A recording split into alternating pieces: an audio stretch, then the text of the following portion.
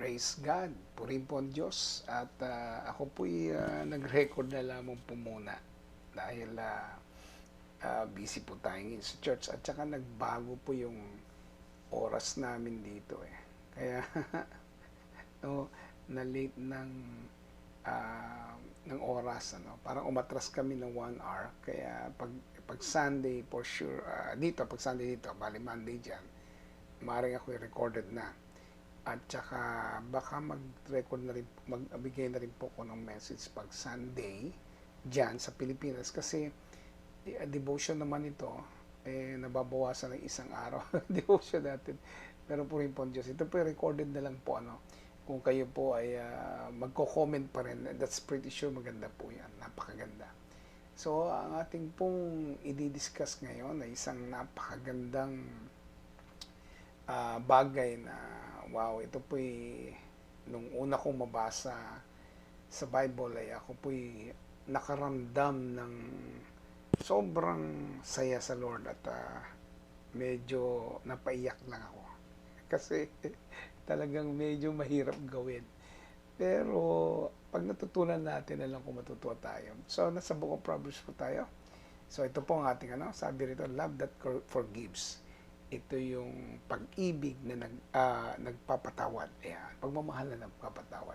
Proverbs chapter 17 verse 9 NLT, love prospers when a fault is forgiven, but dwelling on it separates close friends. Tayo po'y manalangin. Salamat po Diyos sa iyong salita na amin pong tatanggapin ngayong umagang ito. Salamat sa mga kapatid ko na makakaparinig, makakapanood nitong devotion po namin, prayer devotion and declarations. Salamat sa iyong kabutihan. We give you praise, honor, and glory in Jesus' name. Amen and amen. Ayan po. Siyempre, bago po natin tuluyang idiretso po ito, pakita po muna natin yung ating ginagawa. Ayan po.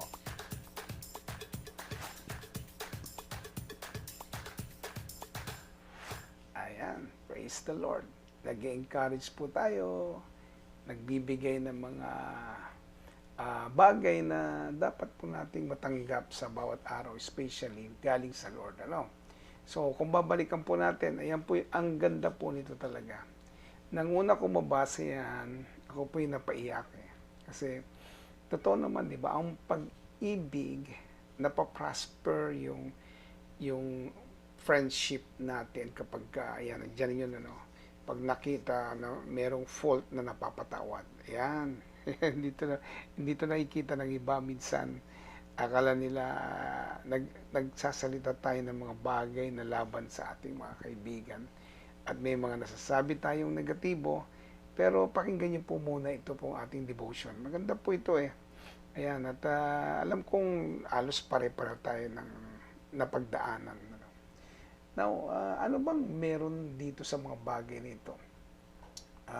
Sa akin po nakikita, kaya nga po love that forgives. Sobrang halaga po nito para sa ating lahat. Meron tayong dalawang bagay na mapapansin sa ating verse. Two important things in this verse. Ayan, ano ba yung dalawang yun?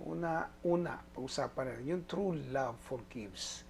This will prosper friendship. Ayan.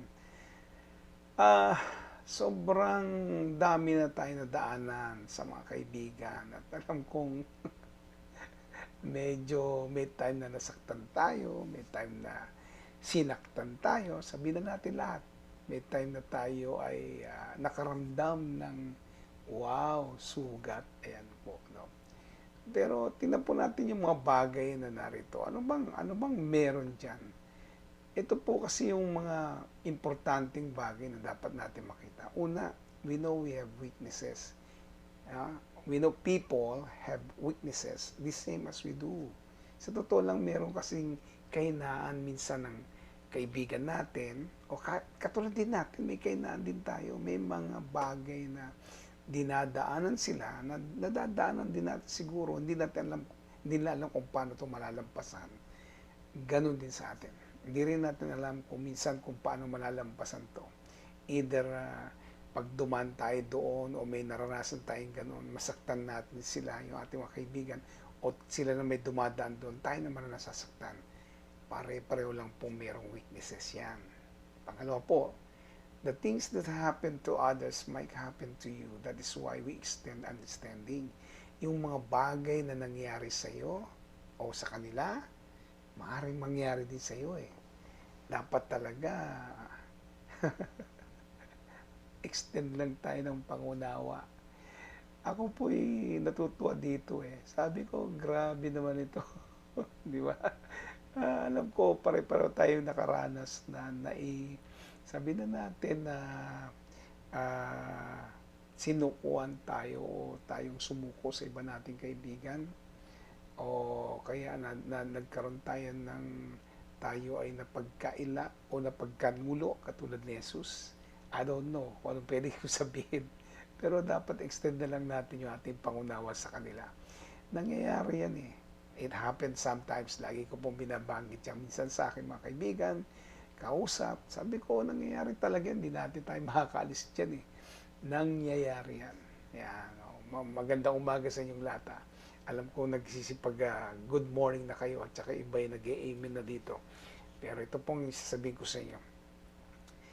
Yung mga bagay na nangyari sa atin o sa iba ay maaaring napagdaanan din talaga natin. Extend na lang natin yung understanding. Sayang naman yung pinagsamahan. Pero kausap noon, aalis sila sa church. Sabi ko nga, kasi nagkaroon kami ng misunderstanding, miscommunication at kung ano pa. Sabi ko, ay maganda nga to dumanas tayo ng ganito eh. Dapat nga ito ngayon time na hindi kayo alis. Pero ngayon pa man nauna yung kanilang, nanaig yung kanilang gusto na magkaiwalay. Sabi ko, ngayon pa man ay mahal na mahal ko kayo. Tapos, siguro in-unfriend na kasi hindi ko na nakikita yung nangyayari sa kanila at hindi na rin sigurado nakikita yung nangyayari sa akin. Pero meron ko sa kaibigan, nagkaiba kami ng church. Nasa iba siyang church at ako'y nasa J1. Alam niyo, lagi tinatawagan ko siya pag may pagkakataon ako. Usap kami, kumustahan. Naikukwento niya pa rin ang buhay niya sa akin at nagkukwentuhan para kami na maayos. Natutuwa po ako. Kasi, ano ba talaga ang pagkakaibigan? Talaga namang dapat walang nawawala eh. No?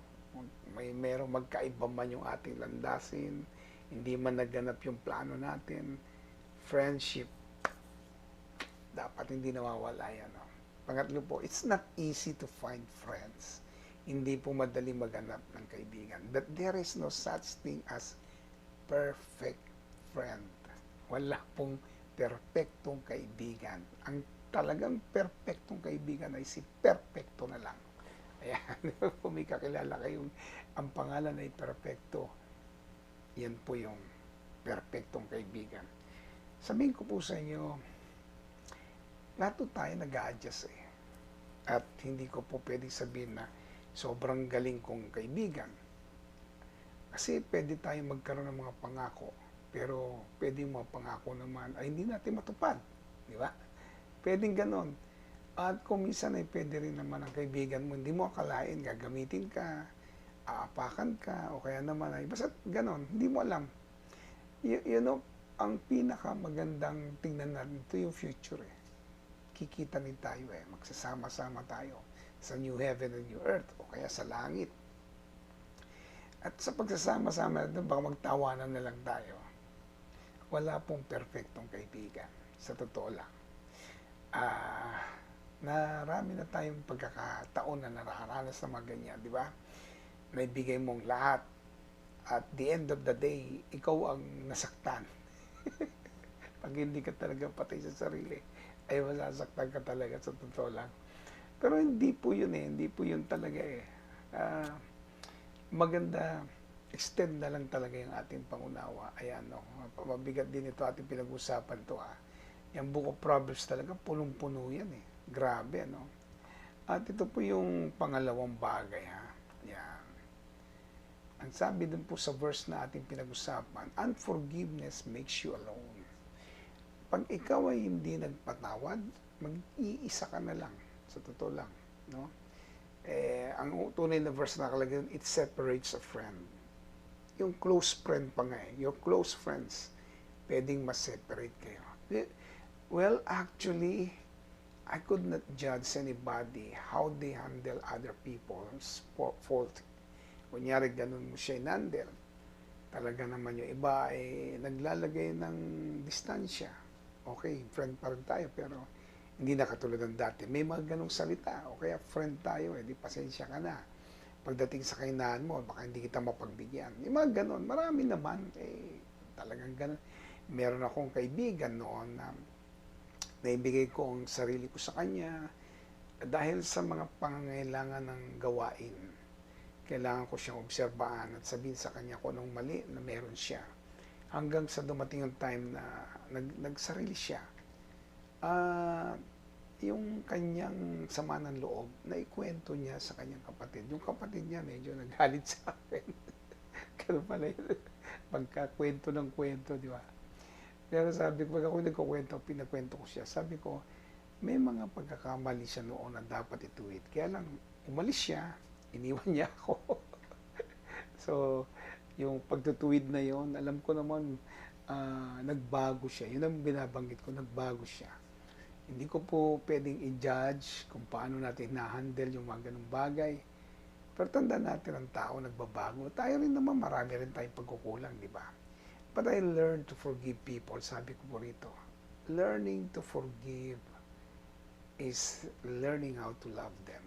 Sa totoo lang, pagka natuto kang magpatawad, sigurado natutunan mo rin magmahal. Lahat po tayo. Yan, hindi ko po ito sinasarili. Alam kong pwedeng magkamali tayo. Hindi naman tayo perfecto, sabi ko nga kanina. Now, ito po yung mga bagay na napapaloob dyan. Some people can stand a separation from their closest friend. Yung sobrang close kayo, nagkaroon ng misunderstanding, miscommunication, nagkaroon na lumampas doon sa expectation or bumabaw sa expectation, nagkulang sa expectation, kung ano man yun, mabigat man na nangyari, nagkaroon ng konting kasalanan din, sabihin natin kasalanan. Pero may mga tao talaga, they can stand na magkaroon ng separation from their closest friend. Merong ganun wala tayong magagawa. Nangyayari. Sa closest friend mo, wala nang recognition, hindi mo na kilala, parang hindi mo na kilala yung kaibigan. Pag nagkita kayo sa 100, parang baliwala ka lang. Alam mo yung istorya, alam ng langit ang istorya, alam ng Diyos ang istorya, kung paano naging malalim ang inyong pagiging magkakaibigan, tapos bigla na lang sa isang iglap, boom, sira lahat. Maaaring nagkulang, nagkaroon ka ng shortcoming, either ways, pero may mga ibang tao, they can stand. Kaya nilang tumayo Para bang, wala akong pakialam, parang gano'n, bahala siya sa buhay niya. Pero, ewan ko, siyempre, our judges. Pangalawa na, sometimes true friendship is being tested. Ang tunay na pagiging pagkakaibigan, tinitesting yan Ayan, medyo masakit siguro magsalita ikaw o ako, kung sino man. Kunyari yung kaibigan mo masakit magsalita, ganun talaga. Meron naman, ikaw naman ang masakit magsalita. O kaya naman naghahanap siya ng kakampi, hindi mo kinampihan, yung mga ganyan, But friendship is being tested. Natetest yan Kung sana ang pangitain is your family, pamilya kayo. Alam mo, hindi mo didinayang yung kapatid. Hindi mo didinayang anak mo. Hindi mo didinayang ang magulang mo. Sana ganun din sa friendship. Hindi mo sila didinay. Nagkamali man, hindi man naging maganda, tinest lang yung friendship natin. Ganun talaga Pero pag ulit mong ikwento sa kanya ang nangyari sa nakaraan, at lagi mo sasabihin, magsiseparate talaga kayo. Naging sikreto po namin itong mag-asawa.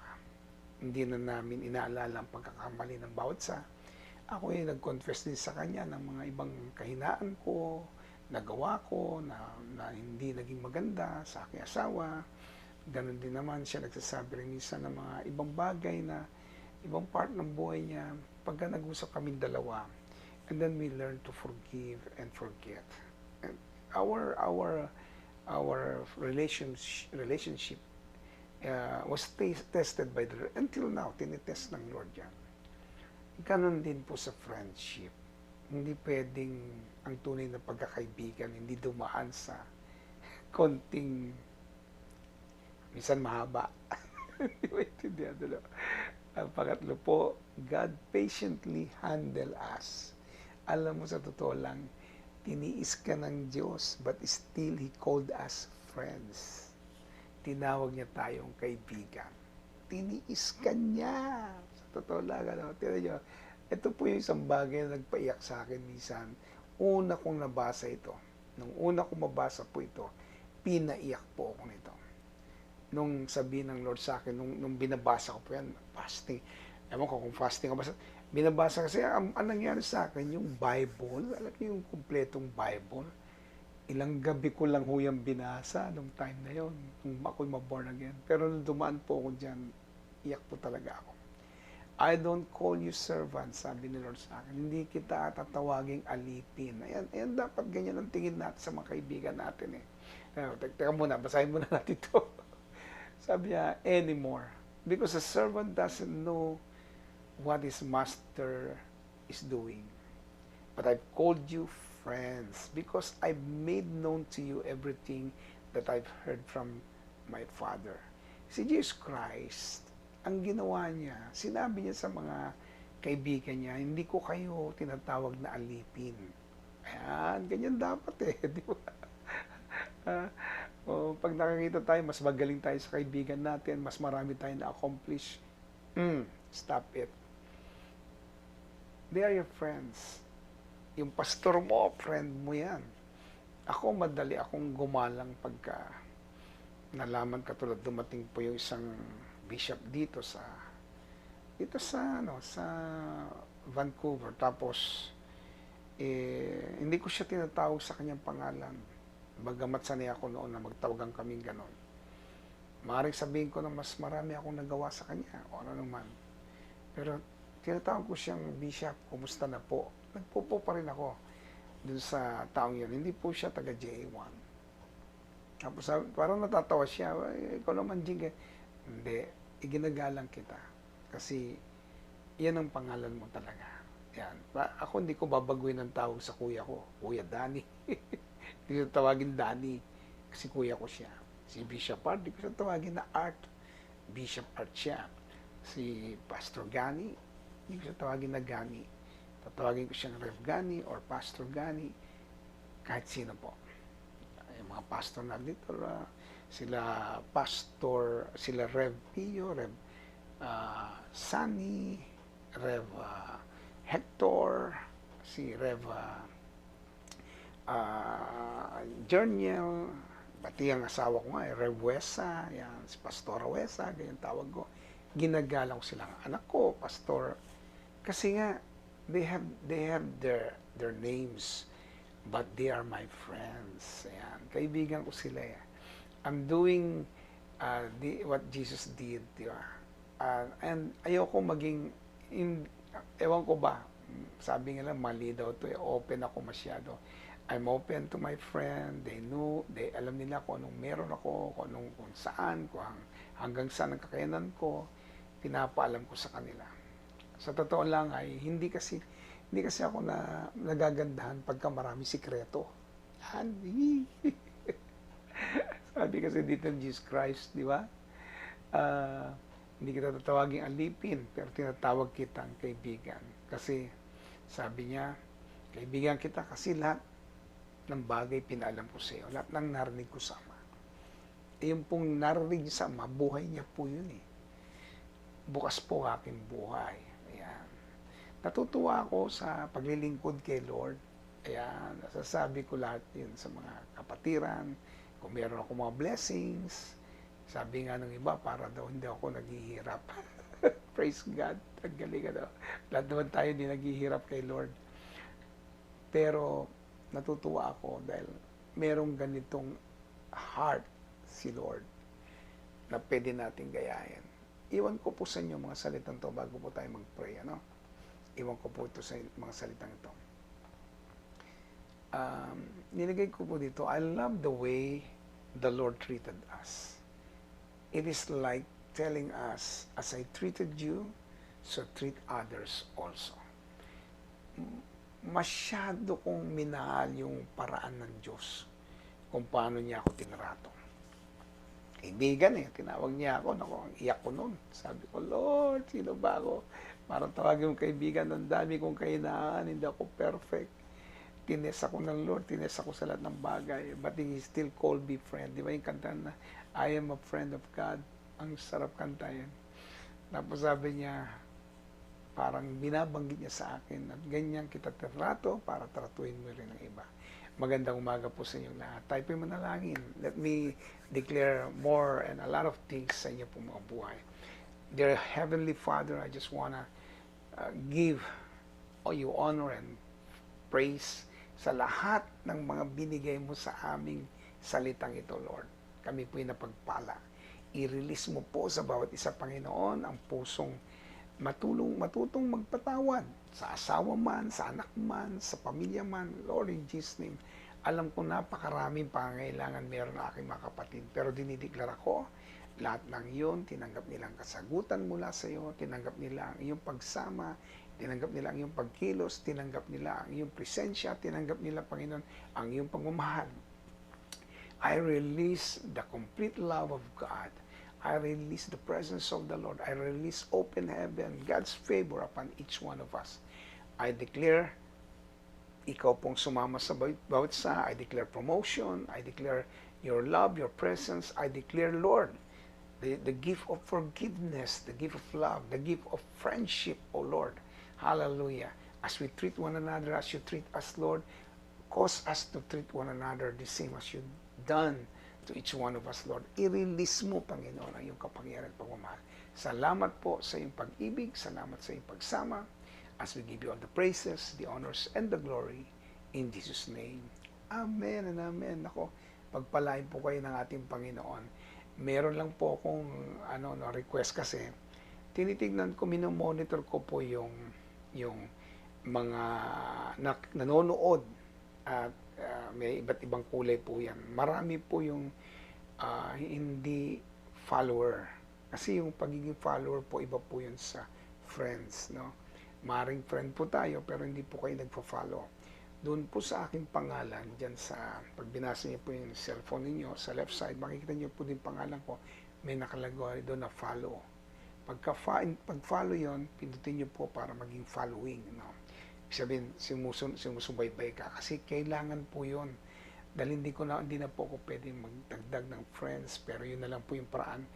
Pero maaring friends tayo, pero hindi ka nagpa-follow. Please keep following. Binabanggit ko lang po ito para po maging maayos lahat. Kasi minomonitor ko kung may mga bagong dumadating. Baka mamaya kayo pala yun, hindi pala kayo talaga naka-follow. God bless you po. Pagpalain po tayong lahat ng ating Panginoon. Amen and amen. Pakishare na rin po sa lahat para mas marami po makakilala at makaalam nito sa Panginoon.